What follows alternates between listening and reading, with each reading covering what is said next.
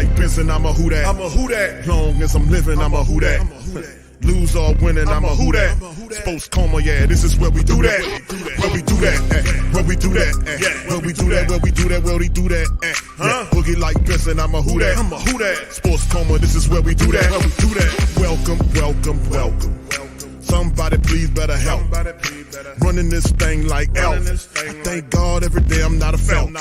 Go to YouTube Live with Big Q and the guys. If you ain't ride or die, the bandwagon get flipped. Been marching in, that was way for the ring. I was yelling out your shame for the championship. Bucking on town, duck down. Falcons pluck, get shut down. Panthers ain't much touchdown. The vision really belong to us now. So much hate on the Saints, you could probably tell. Ever since Bounty Gate hit the NFL, when things seem fishy, then you probably smell the crooked referees or Roger Goodell. Yeah, probably like this, and I'm a who that. Every day I'm living, I'm a who that. Lose or winning, I'm a who that. It's the Sports Coma, this is where we do that. Where we do that, where we do that, where we do that, where we do that, where we do that. Boogie like this, and I'm a who that. It's the Sports Coma, this is where we do that. You're listening to the Sports Coma with Big Q and the guys on the PRO Media Network. All right, man.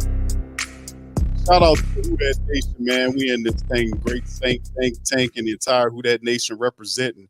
We got a special guest we're going to bring in to this stream today to preview the Saints and Colts matchup. None other than Lawrence Owens, the host of Colts Law and Bleav in Colts, man. The man knows the Colts, knows some good game. He's going to share it with us on the Coma today. So shout out to you, Lawrence. Thank you for being here, friend.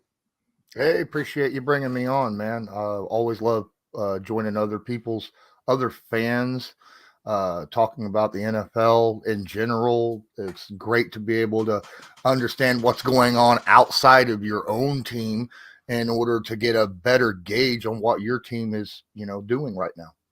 Indeed, man, and none better than to talk about about people who know their squads, man. So let's delve into it, bro. Right now, we look at currently the Colts and the Saints are 3-4. Both teams are 3-4 right now, man. 3-4. You guys had some frustration last week with the Browns. We talked about it, prior to the show about what Myles Garrett did and all of the turnovers and ultimately a frustrating loss by the Colts against the Browns. We had our own little snafu with, this past week as well, Sunday matchup. That's too straight for the Saints losing. So we're 3-4. A lot of discuss, all the stuff off field with, with the our lobby situation. But kind of let's delve into that and talk about the Indianapolis Colts mindset coming into this matchup against the Saints. We know that Richardson is done for the year. Gardner Minshew is you guys' quarterback. You do have Jonathan Taylor. Zach Moss has been playing really good. I think he's second in the NFL in terms of yardage behind McCaffrey, isn't he? He's been playing pretty good. I want to say I'm going to have to check that stat. But I think Moss is third. He might be second. Last I checked, he was third. But if he's second now, then okay, awesome.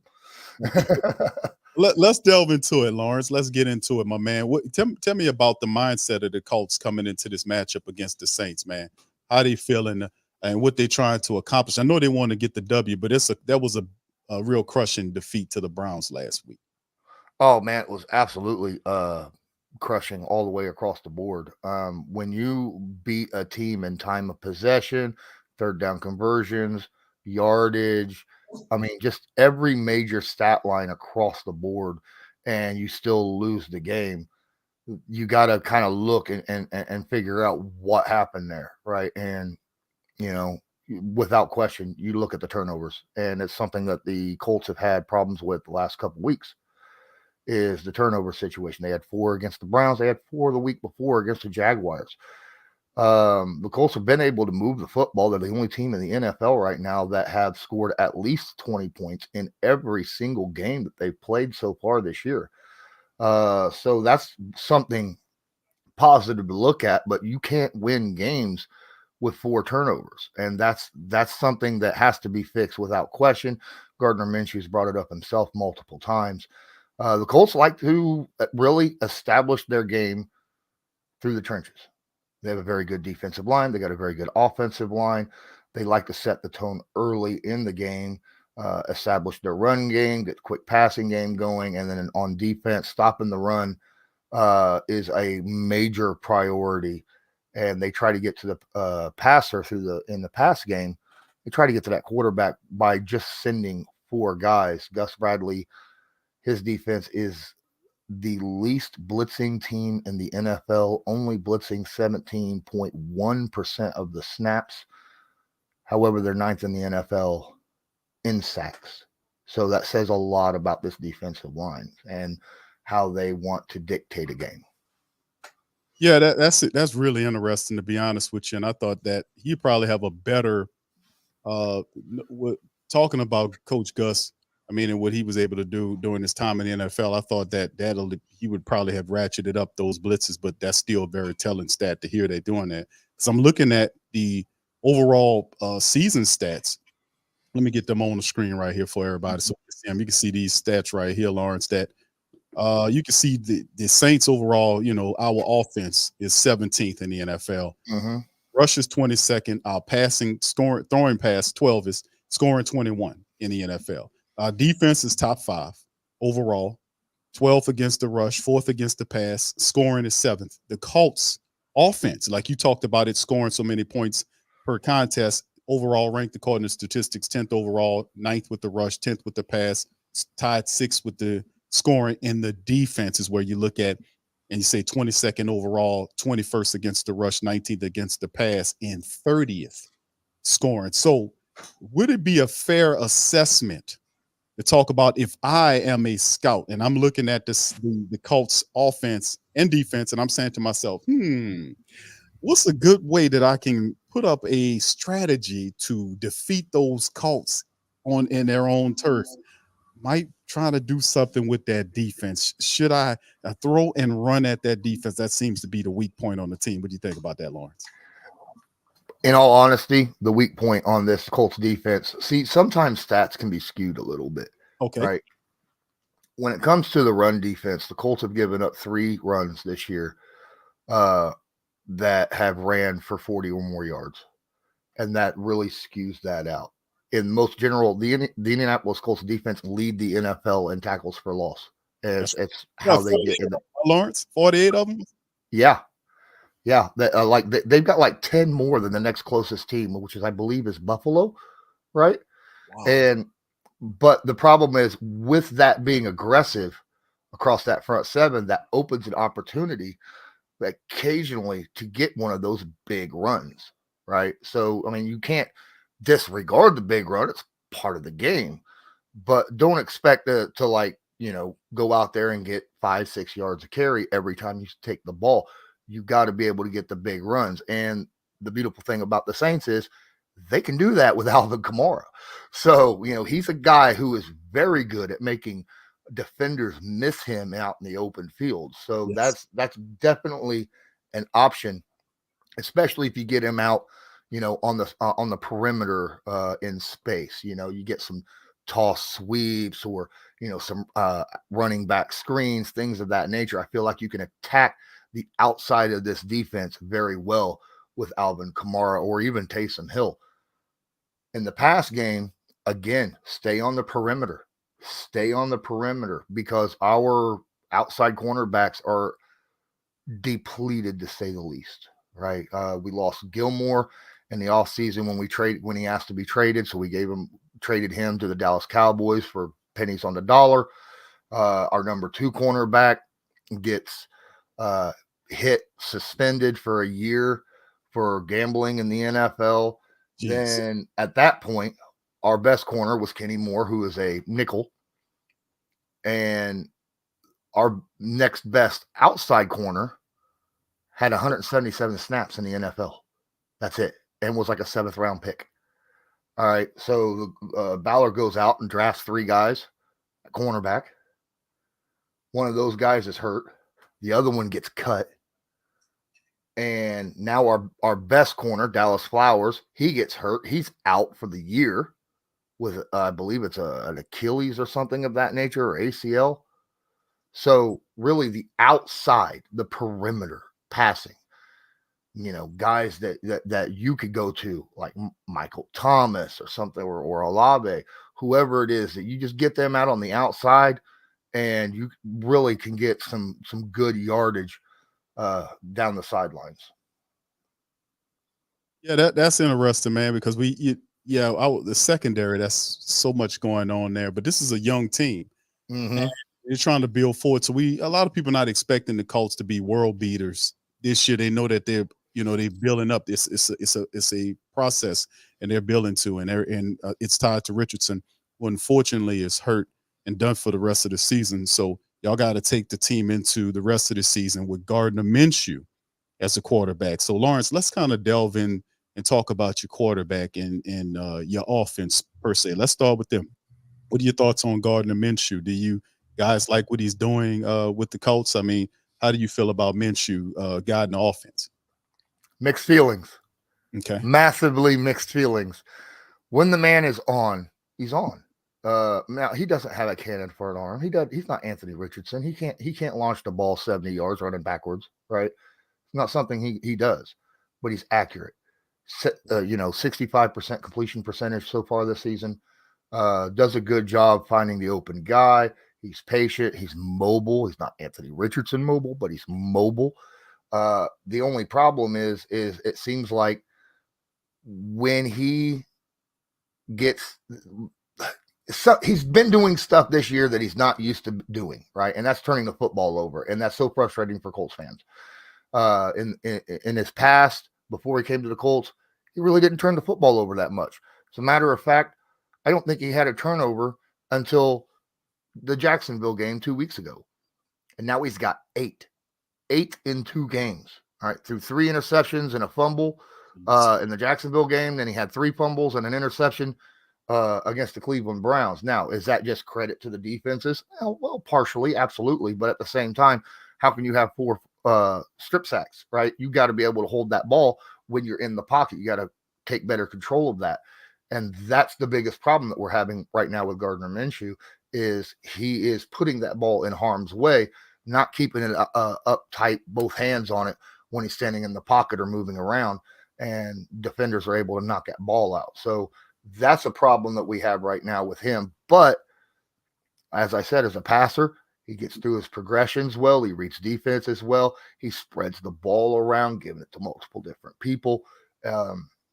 And we just get rid of that turnover problem. I think we've got something going here. There's a reason why he's not a starter in the league, right? There's a reason why he is a very good quality backup. And I think right now we're starting to see a little bit of that kind of bubble to the surface. Yeah, that's interesting because, and you're right on him. He wasn't a guy that's a world beat. I mean, the last time we played Gardner Minshew I think it was last year. If I'm not mistaken, he was quarterback in the Philadelphia Eagles instead of Jalen Hurts, because Hurt was hurt. Uh-huh. And he wasn't very good in that performance. We kind of knocked him around, and he was not very good in that performance. But listen, this year, to be honest with you, Lawrence, we played against a quarterback named Baker Mayfield. And Baker Mayfield, believe it or not, beat the Saints in their own building 26-9. He was running around there, and he was playing so well against the Saints that when I do my play-by-play streams, and I was referring to Baker Mayfield as Baker Montana, Baker Brady. People started throwing names in there. Pick them, Baker Starbuck, Baker Young. All that was going on. But because he was doing things that I didn't see Baker do since since he was in college. Mm-hmm. Scrambling and doing all this other stuff, and he was doing what it took to beat the Saints. So when we face guys like a Gardner Minshew, and being that how the Saints offense is struggling right now, I'm very leery. I'm saying, even though the Saints defense can get after you and they create turnovers, but our offense is struggling to score the ball. We struggling. We had to jump into the 2-minute offense to put points together in the fourth quarter. And to be honest with you, when we do things like that, the intelligence level and I'm not talking from a player perspective, from a play caller perspective, does not translate from game to game. Smart teams take things that work for them from the previous game and they use it in the next game and so on and so forth. we have not been able to do that consistently. You know, when we just knocked off Bill Belichick, blew him out, we weren't able to take what we did from that game into the next game. And ultimately, after that, we lost 2 straight games to teams that the Saints should have beaten, to be fair. But I digress. With that being said, let's talk about you guys in terms of the Colts, because I know you, like we talked about prior to the stream, about some of these guys that you have. Kind of familiarize the Who Dat Nation with some of you, from some of your players. I know you got some really good playmakers there. We know Jonathan Taylor's there. We know Michael Pitt. Well, a lot of people don't know about Michael Pittman, but I scouted Pittman. Pittman is a good one, man. He's really good. So talk to us about some of the guys, both offensive, defensive, that are playmakers for your team. Oh, absolutely. Well, I mean, everybody who watches football knows who Jonathan Taylor is. I mean, last year he got hurt, right? The year before he led the league in rushing, yards from scrimmage, touchdowns, everything, whole shebang. And then, of course, the drama this past offseason where he was still, well, we don't know. Was he really hurt? You know, was he still actually trying to come back from the ankle surgery? He says he was. A lot of people, the media says he wasn't. I digress. Goes too far. Michael Pittman Jr. is a dog, all right? A guy who is a big physical receiver that will go up on a 50-50 catch and just out-muscle a guy. Every skill position player on our team can block, whether it's wide receivers, tight ends, running backs, all of them. I don't know how in the world Chris Ballard and that scouting team was able to do that, but all of them can block. All from Michael Pittman Jr., and Alec Pierce, who is the other outside receiver who hasn't been getting a lot of targets as of late, but he's out there blocking his butt off in the run games, getting targets occasionally. And then, of course, our rookie Josh Downs, he's really starting to catch fire as of late, really getting a lot of looks, a lot of targets, and a lot of big plays. Offensive line, top 5 in the league. When they're healthy, they are easily the top 5 in the league. Now, we put money into them. We pay top 5. In the league financially for this offensive line that headlines with, funny enough, Big Q. I didn't know you played for the Colts, dude. And then Ryan Kelly and Braden Smith. And then we got 2 second-year players to even out the money, and Bernard Ryman, who's been playing very well at left tackle, and then Will Fries at right guard. On defense, you guys know about Darius Shaquille Leonard, a guy who had back surgery. Hopefully he ends up playing back to the way he has in the past, but as of late has not shown that intensity that we've used to seeing. Could just be a little bit, trying to come back from the surgery, a little bit, maybe playing a little scared, but has been playing better as of late. Zaire Franklin leads the league in tackles and tackles for losses, the Mike linebacker for the Indianapolis Colts. We got Kenny Moore still at nickel cornerback, still a very solid guy there. And then, of course, you can't forget DeForest Buckner. He is an absolute dog across that defensive line. So the Indianapolis Colts have big-time star players across the board, offensively and defensively. We just got to, everything's got to come together. That's the problem. They got to play as a unit and not lose games by shooting yourself in the foot. That's the biggest issue that I've seen from the Indianapolis Colts this year. Yeah, I bet you I fooled you. You didn't know that you kind of gave my secret away, man. I do podcasts during the year, then I fly. Dude, you getting paid $20 million a year to block for the Indianapolis Colts, and your spare time you're just like, oh, I'm just talking about the Saints, man. Yeah, spice it up a little bit, man. You got to shake it around a little bit, my friends. That's how we do it, man. So yeah, so Lawrence gave away the secret, family. He done gave it away, man. But but listen, fam, shout out to y'all, man. Appreciate y'all being in the building. Hit the like button. We got Lawrence Owens chiming in, man. He's a super duper cool dude. He also has a podcast covering the Colts on the Bleav in Colts network, man. He's real. You can see he's a real passionate dude. He knows the club, man. So y'all give a like button to Lawrence, and later on we're gonna have Lawrence tell where you can follow him on his socials. But let's kind of jump back in and let's talk philosophy, Lawrence. Let's talk about the philosophy, my friend, about the Colts. Talk. What's the philosophy of the Colts? Are they it kind of looks like they're a run first team, or is it the which guides the team? If it's your offense or your defense. Kind of talk to us about the overall philosophy of the Colts. I think right now the offense guides the defense. Shane Steichen came in when he was hired. He was asked, "Hey, what's your philosophy on offense?" He said, "Pass to score, run to win." Right, and that makes perfect sense in today's NFL. You need to be able to pass the ball with the best in the league, but you got to be able to run the ball when it matters to chew up clock and win the game out. So that's very important. I think the biggest deal is really the trenches. Has been since Chris Ballard's came in. He has really focused in on the trenches, whether it's offensive line or defensive line. Really put a lot of high draft picks into it. Made trades for guys like DeForest Buckner and stuff in order to really solidify the offensive and defensive lines, because games are won in the trenches. And well, that's what his philosophy is. I don't know if every GM and head coach and owner feels that way, but the way you hear Ballard speak about it, it's very easy to buy into that type of philosophy. Yeah, indeed. I do. I think that you guys, it's only a matter of time before the Colts get right, because Ballard knows how to draft. And Richardson, everybody was questioning the pick for Richardson, but give it some time. Watch it. He give him a running attack. Now the tight end situation, you might need a little help there. But I think you guys got Ali Cox. I think he's a backup, if I'm not mistaken. Believe it or not, I think I'm sorry to cut you off, my guy, No, but I think the tight end position is the deepest position on the Colts. Really? Roster. I think they are so underused. It's not funny. Do you have a position you feel like is underused?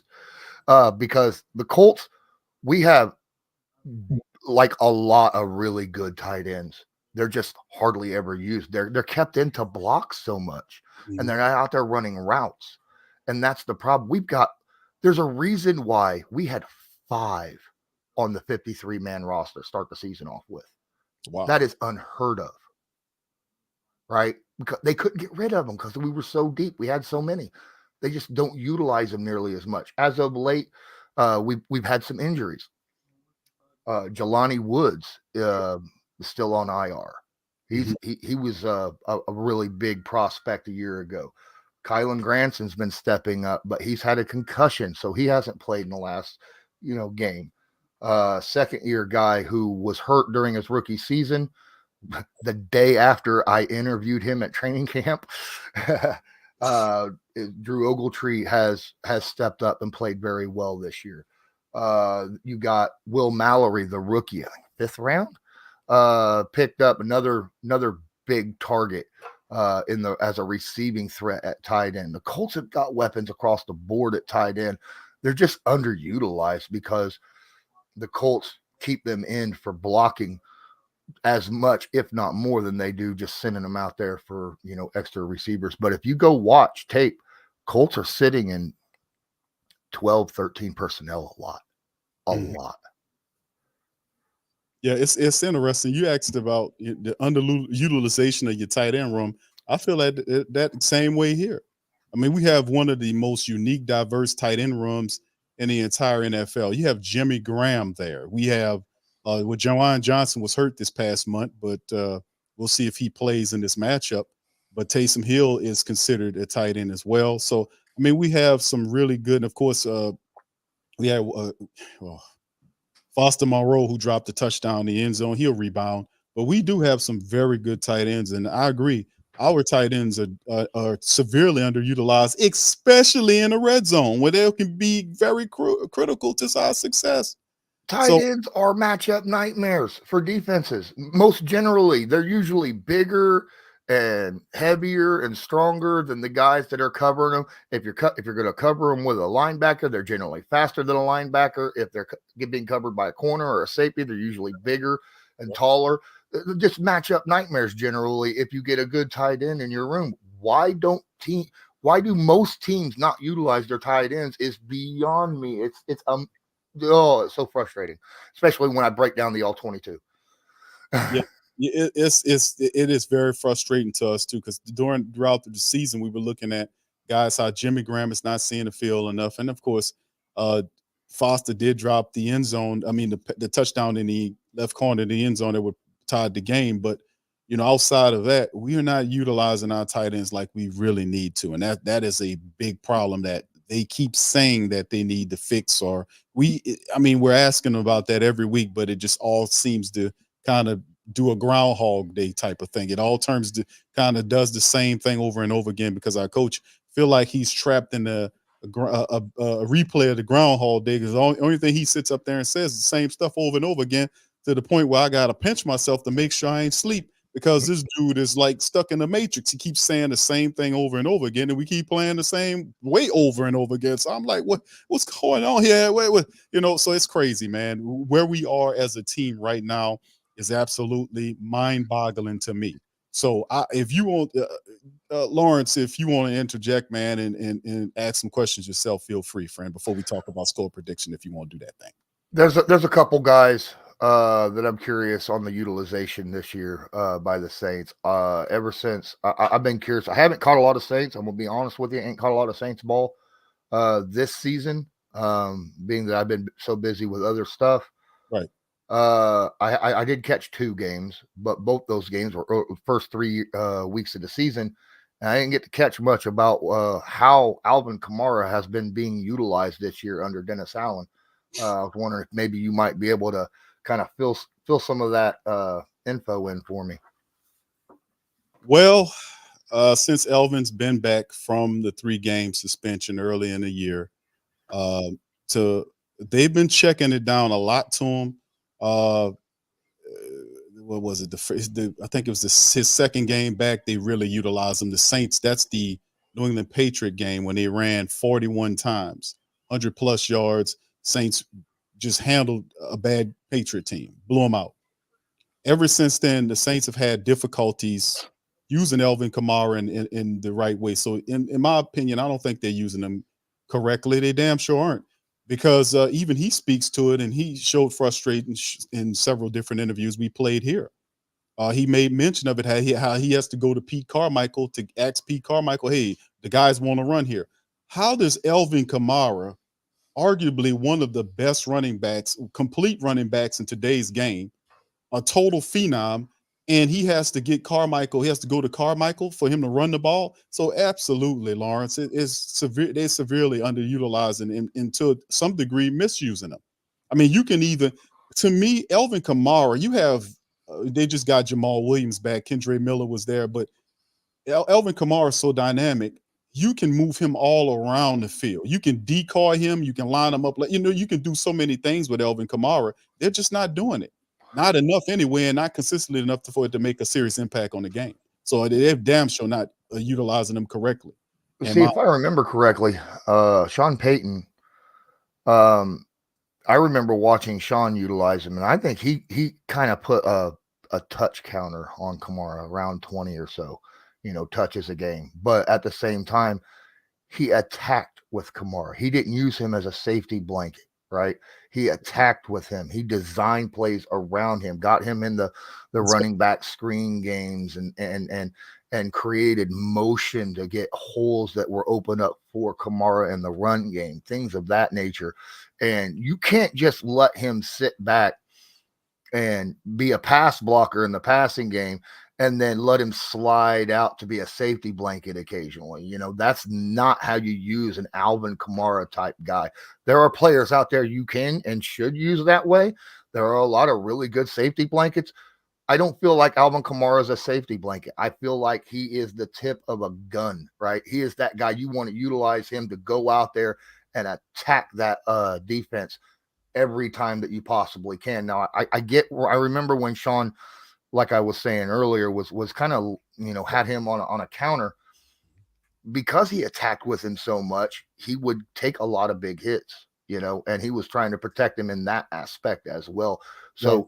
I really liked how Sean used Alvin Kamara. I don't understand why this coaching unit isn't just, it obviously worked. Why didn't they just recreate that? Right. That's a great comment there, Lawrence. And the reality is, that's what they say that they're working on. It is terribly frustrating for Alvin Kamara, which a significant portion of the offense flows through Alvin Kamara. because he's so dynamic, he's so versatile, he's such a weapon in space. I mean, he gets in areas and places that guys can't keep up with him. I mean, he's faster than the linebackers. He runs past the defensive backs. So, I mean, not too many people can stand in front of him. And we just haven't been able to consistently get him where we wanted him to be, for him to be comfortable in this offense. So, and that's not just him. That's a lot of our weapons. Michael Thomas is healthy, doing a great service. Chris Olave had some issues, but outside of that, he's been doing very positive work. Rashid Shaheed is stepping in, doing wonderful. Taysom Hill is there. So we go on and on about these guys, but the Saints offense, the brass, they're not utilizing these players correctly. Hence our 3-4 disgusting, ridiculous record that we have. It's just when you got a guy as explosive as Olave and Kamara, and frankly Taysom Hill, right? I told you before we got on here and started, Taysom's my favorite player on the Saints, just because he's like a Swiss Army knife player, right? He could do so much for an offense. He can line up in different places, make defensive coordinators, freak out, scratch their heads, don't know what are we going to do in this type of lineup with that guy at that position. Absolutely I'd love to have Taysom Hill on the Colts with Shane Steichen. I absolutely would. With the way that Shane's been able to design plays this year for the Colts. But he's a weapon that I feel like, could be utilized in multiple different ways. How have they used him mostly? I mean, is he mostly just lining up straight up at tight end? Do you put him at quarterback a lot? Is he at running back? Is he split out wide? How are they using it? Or are they doing like what Sean Payton did back in the day and just, we're going to put him everywhere. You'll be lucky if we don't see him at center. No, well, they've kind of fixated him to you'll see him lined up offline as a tight end in certain pass plays, but you'll see him the majority of time as he comes in with the RPO package. I kind of joke about the RPO package, him coming in, because it's no P involved there. It's a run package. That's pretty much what it is. It's a run package. Exactly.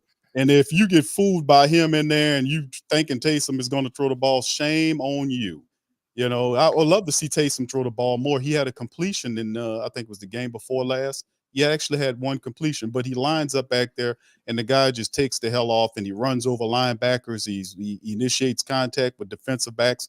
And Taysom Hill's a phenomenal player. Sometimes he's the fastest guy on the field. So, I mean, he comes in, man, the Saints offense could be dead in the water with Derek Carr back there, finger pointing and being petulant. And Taysom comes in there and just starts running, picks up yardage, and kind of gets the offense unjammed and does his Taysom thing, running around the side and doing so. He's so phenomenal. But from what they've been using him this year as, he's been mostly as a guy that's been like used as a running back. He'll be back there to throw, but then he'll take the hell off. And sometimes you'll see him lined up at the tight end. So when Taysom Hill is out there, do they ever line him up at like a tight end or running back with Carr on the field and then, do a shift and Carr will move off to like wide receiver or something when Taysom takes that? Is that they do that quite a bit? Actually, Lawrence, they actually did that. They did that quite recently when they had Carr on the field, lined up like he was going to get a pass, and Taysom was in at the quarterback. So we got to give them credit for that. They have been using that play. That's good. That's good. I've seen that. Shane does that with the Indianapolis Colts quite a bit with Gardner Minshew. He did that, lined up Jonathan Taylor at quarterback, which is, you're like, what? And Gardner Minshew was at running back. They just kind of shifted, right? Went into that wildcat look formation, right? And it was beautiful to behold. It ended up being a touchdown play. So, that defense totally off. They're like, what the hell going on here? Right. Anything you could do to shift players around to confuse a defense is a good thing. And the more often you do it to keep a defense on the toes, the better. So, maybe you're moving in a positive direction. It just took like half a season to see it. Well, Lawrence, I hope so. I sincerely hope so. And the entire Who Dat Nation sincerely hopes that is the correct way. I mean, they've been talking about getting the offense on point. Our defense particularly have been pretty stellar for us up until, this last game. They allowed a late touchdown to happen, which kind of hurt us a little bit toward the back end. Offense couldn't do what it do to kind of tie it up with the drop. But outside of, you've seen it struggle mightily, and we're going into week 8, so we kind of hoping things kind of pivot and go in the right direction. So let's talk about keys of victory for the Colts, Lawrence. What do you think about what's the keys of victory for the Colts to get the win against the Saints? Oh, I've said it probably 800 times this week on different shows. Protect the stinking football. For the Colts, don't turn the ball over. All right. If you don't turn the ball over, you're going to win the majority of your games. Teams are like 80% win rate if you win the possession battle, right? You win the turnover battle, you win the game. It's an 80% chance. How do you outgain yardage wise, hold the Browns to 3 of 6 or 4 of 16 on third down conversion, win time of possession, win you only give them 4.4 yards a carry, and you end up having 450 yards of offense, right? 300 yards passing, 150 rushing, and you score 38 points and you lose that game, right? That's nuts. It's because you turned the ball over 4 freaking times, and did the exact same thing the week before with Jacksonville in a game that also you should have won. You got to hold on to the football. You got to be able to win that turnover battle. That is the key to victory for the Indianapolis Colts, without question. Yeah, not turning the ball over that'll be key, and they will want not to do that on their home territory. Saints going into that thing, man, we've got to get the offense unstuck. We did some 2-minute warning. We jumped into the 2-minute offense to kind of spur the offense going. It actually did something late in the game. We just couldn't complete the drive with the touchdown in the back to tie it, so we can get into overtime and perhaps try to get a win out of it. But my goodness, the defense needs to kind of clean up some things. It has some slippage last week. Our special teams are led by rookies, so that is what it is. But the offense, my goodness, the offense really has to get going, man. And do I have any confidence in the Saints getting that offense going? Maybe a slither of confidence, because I seen what they did. They had some innovation in this past matchup where they were able to put in Saunders as a fullback. Our nose tackle gets in there as a fullback and kind of clears the way from Taysom on the goal line. That was innovative. That was intelligent. The 2-minute offense, that was a good innovation for them to finally get that going. Could we build upon some of these positive things from this past game that can lead to success in this game? So that's yet to be determined. I'm still a little leery because this staff is really puzzling how they operate. They promise us change, but they don't make any changes. So I really don't know here, to be honest with you, with Dennis Allen. Right now, my confidence in Dennis Allen is not so high. Okay. Well, that's complete opposite of what I have with my rookie head coach and Shane Steichen. I have incredibly high, confidence in what he can do. Lawrence, you and everybody else, man, let me tell you something. Feel like the guy in Houston, D'Amico Ryans. How I talked to a guy from over there, and they were saying how they love this guy. And it's the same with you guys. And we haven't felt that way about Dennis Allen here, because Dennis Allen is under-delivering on a lot of things. You have a very talented team, and it's right now they're a game under 500 at going into week number 8. That is totally not what we've seen happening for the Saints going into this year. So it's a lot of pressure on Dennis Allen to get this turned around. So we'll see what happens here, man. But yeah, I've missed the days when we felt like you felt about your head coach. Really, we missed those days. And it's weird when, the Colts are in the same exact position. We're 3-4 as well, but we still have that really high confidence in our coach, and that says a lot, right? When you're actually losing and still feel good about your coaching, that says a ton. And it's easy to feel bad about your coaching staff when you're got a losing record. So. Because you got to be able to look at it somewhere and go, well, what's going on here, right? But I don't know. My biggest thing is Allen is a defensive guy, right? if you have a defensive head coach, the biggest, most important hire defensive head coach can have is that offensive coordinator. You have to have a phenomenal offensive coordinator if you've got a defensive minded head coach. So, that's really where I feel like Saints fans should have their eyes at. If you feel like your offense isn't doing well, don't be upset about, obviously Allen's the one that hired him, but that's the position that really has to step up, right? Right. Yeah, it sounded good when we picked when Carmichael. Carmichael is Sean Payton's understudy. I mean, he's been with Sean Payton for 20 something odd years, helping them graft play game plays and the call sheets and everything, being critical to gameplay execution on the field. And when he got an opportunity to be a full-time offensive coordinator, they first asked him, he declined it and said he just wanted to be an assistant. So the Saints proceeded to look for coaches. Matter of fact, they looked up there. They tried to talk to one of you guys. I think it was your wide receivers coach at the time, a couple of years ago. Interviewed him, and ultimately the Saints called off the search because Pete Carmichael didn't say, "Hey, I'll take the job now." So he took the job, and ever since then, he's had a lot of pressure on him to kind of call these plays. But Pete does really well on some stuff, but from an imagination standpoint, when you have all of these players and Sean Payton's offense, they were hoping that translates along with Dennis Allen's defense. That would be a match made in heaven if you can take Sean Payton's offense out of Pete Carmichael's head and execute it correctly with Dennis Allen-led defense. That could create something really good. It hadn't turned out that way. Well, I mean, it is a smart move to keep a guy where it's working in the past. That's what the Colts did when Shane Steichen was hired.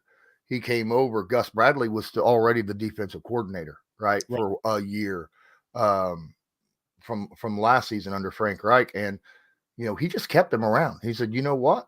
Your defense is actually doing pretty good. If you just get the offense moving properly, then the defense will look even better." Because one helps the other on both sides. Best offense is a good defense. Best defense is a good offense. So they kept them out, and usually those work out well. But what makes me worried is if Carmichael was going, "No, I don't want it. I don't want to. I don't want to." What was the reasoning for not wanting? Who does not want to be promoted, right? There's a reason why a person would turn down a promotion. Lawrence, that's a great question, man. He decided to step up, and really a lot of us believe that he was talked into it. That's what a lot of us believe because, but at the end, Pete Carmichael knows Sean Payton's offense. He is very conservative. He's not a guy that, he lacks the guts that Payton has. No disrespect to him. It's just based on his play. He's a very meek guy. Very meek guy. Don't see much passion or fire out of him. Kind of at times gets caught up in his play, his play calling, situational awareness on certain plays are questionable at times. Certain personnel groupings that should be on the field at times aren't, and other people are there, stuff like that. So you have the passing game coordinator, which is Ronald Curry, is a guy that helps there. He's good, but we need both of these guys to kind of work better together and listen to their players. Because Michael Thomas and Elvin and all these other guys would tell you exactly what works. They know. Listen to them and have some damn discipline and execute properly. So I mean, that's what we're talking about. And we haven't seen that enough. We haven't seen that efficiently enough and executed effectively and efficiently enough out from this very expensive Saints offense. And that's why there's so much stuff going on with the Saints. So I don't know what they're going to do against you guys up there in Indianapolis, to be honest with you, Lawrence, because the Saints are a big question mark offensively speaking, what they're going to do. I hope that they perform up to snuff to make it a good game and perhaps get a win. But in the end, they're with all the stuff that's happening with the Saints, the frustration, fractures in the locker room, Dennis Allen not being a very good head coach. He's an excellent defensive coordinator. I won't take that away from him, but he leaves a lot out there when we talk about successful, really intelligent head coaches that know how to take teams that are having issues and take them and lead them where they need to be, make the changes that need to be made. That's not the guy. That's not his strong suit. We've seen a lot about Dennis Allen. We know him inside and out. That's not a strong suit. So we'll see what goes on, man, coming into this game. But Lawrence, let me ask you this. Oh, go ahead. You want to ask something? No, I was just wanting to state something. You know, you're like, I don't know what to expect. I do want to let you know, Derek Carr has a history of success against this Colts defense. Okay, while he was with the Raiders, so you know that is a positive thing to think about. He knows how to handle a zone defense very, very well, as long as he's got some weapons to throw to. I think that, you know, Carr generally performs very well against Gus Bradley and Matt Eberflus when he was there. Well, I appreciate you saying that. That makes me feel a lot better there, and the rest of the Who Dat Nation feels a lot better knowing that, bro, for real. Because, like I said, he hadn't shown us enough of anything for us to be like, hey, man, Derek Carr gonna get them Colts. Oh, no. He hadn't showed me enough of none of that. I'm saying, hey, man, get a damn ball at Alvin Kamara and let him take it out of his hands. That's what I'm saying. The keys to victory is using Alvin Kamara. That's my keys to victory. Using AK-41, getting the ball in his hand. Not so much in the check down, but being a lot more smarter what we do, you know, and how we tend to do that. Also, you know, some other stuff we can do, but really, I think that's the key. One of the big keys to victory for the Saints offense, man. We need to get Elvin going like we did against the Patriots. But okay, but let's talk about this, Lawrence. I don't know if you do. You mentioned this, score predictions and how you think the game. How do you think the game goes? You don't have to give a score prediction if you don't. Well, it depends. It depends. Okay. If the Colts manage to be able to hold on to the football, then I think this is a game that Saints fans ain't gonna like very much. I'll just put it that way. I think the Colts, offensively, defensively, very, very good football team as long as they can hold on to the football. However, I have noticed that the Saints can create turnovers, and if they can continue to keep Minshew, you know, not holding on to the football properly and create turnovers, I think this game could end up being like a Browns game where it's a dogfight all the way to the end. The only thing I don't want to see is the referees deciding what the game's going to be. I want one team to outright win or lose. You know, I don't want the referees out there going, "Oh man, that was pass interference. He could have caught that. All he needed was a ladder." You know, stuff like that. So it's a game that absolutely the Saints can win. But in my opinion, they have to create turnovers in this situation, and there will be opportunities to do that. They just got to capitalize on that. And then for the Colts, they can't do that. You know, they can't. They got to do better. So that's my prediction for the game. I think the Colts win in this game at home. I don't think they end up giving the ball over 4 times. They might give it away twice, which will keep the game pretty close, but I think they'll find a way, you know, late in the game. But last week I said the Browns were going to win. They did. We'll see what happens though. Saints are overlooked this year. They have weapons. They have stars. They have guys that they can lean on. Those guys got to step up and produce. Yeah, that's the frustration about it, that we have so many guys, so many really good players, very talented players, and we just can't seem to get them going. Perhaps we get them going against the Colts. Who knows? We'll see when Sunday rolls around here. But Lawrence, man, listen, man, thank you for joining us and dropping some really good game about the Colts, man. Please feel free to share your socials and let the family members know where you can be located, my friend. Oh, yeah, you can find me on Instagram and Twitter at Colts_law, and you can definitely find me on YouTube, Lawrence Owens. You could tap anywhere on YouTube if you want. Colts Law, Lawrence Owens, Bleav in Colts. Now, my Bleav in Colts podcast, over the last 3 years, I've had 4 different player and former player co-hosts. Everywhere from DeQuell Jackson, Rodney McLeod last year, the current safety for the Browns. He was my co-host last year with Gerard Powers. This year I got Donald Thomas, right, as my co-host. We break down games every week, review every game of every week. Well, not every game, but pretty close, at least half of them. So, but yeah, you can check me out on YouTube. I appreciate you having me on. Thanks so much. No problem, Lawrence, man. Anytime, man. Appreciate you, bro. And for the family members, man, y'all check Lawrence out, check his podcast out, man. He dropped good game, very entertaining guy as well. He knows the squad, man. He knows football, man. That's what we do. We always get family members that come in that know what they're talking about, that's passionate, man. They invested in the club, and that's how it is. So listen, I'd like to thank everybody for joining us tonight on the stream. Please feel free, family, to hit the like button, hit the subscribe button. Feel free to share the show on your social media feed. And feel free, family, to check out the community section. There was some new merch that came out, by the way. It's called, I forgot what it was called. Oh, yeah, No Excuses. It's No Excuses. That's what it, No Excuses. It got N.O. and it's Fleur de Lis. It's a very nice design. It's pretty good, man. And it's fitting for the Saints. We got a Pelican version coming out as well. No excuses, man. That's the theme here.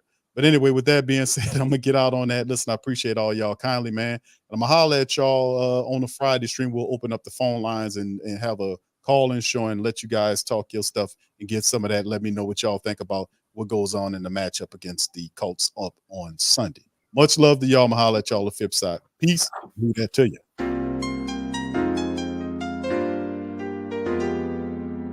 Yeah. Boogie like Benson, I'm a Who Dat. I'm a Who Dat. Long as I'm living, I'm a Who Dat. Lose or winning, I'm a Who Dat. Sports Coma, yeah, this is where we do that. Where we do that, where we do that, where we do that, where we do that, where we do that, huh? Boogie like Benson, I'm a Who Dat. I'm a Who Dat. Sports Coma, this is where we do that. Where we do that. Welcome, welcome, welcome. Somebody please better help. Running this thing like Elf. I thank God every day I'm not a felt. Go to YouTube Live with Big Q and the guys. If you ain't ride or die, the bandwagon get flipped. Been marching in, that was way for the ring. I was yelling out your shade for the championship.